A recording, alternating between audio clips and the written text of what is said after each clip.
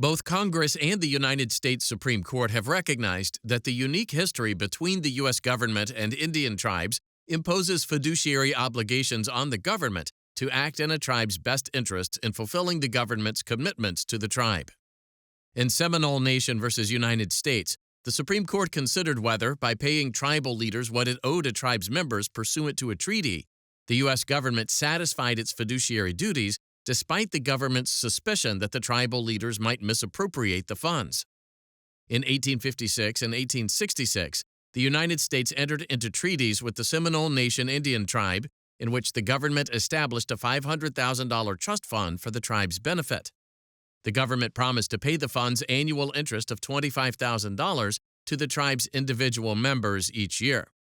In the early 1870s, at the request of the tribe's council, the government made interest payments to the tribe's treasurer and its creditors, despite the fact that the government had previously received reports that tribal officials had been misappropriating the funds and not distributing them to the tribe's members pursuant to the treaties.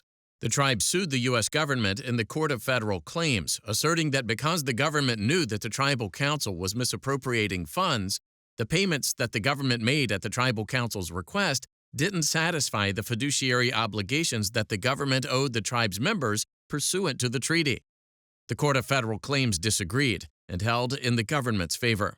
The Supreme Court granted cert.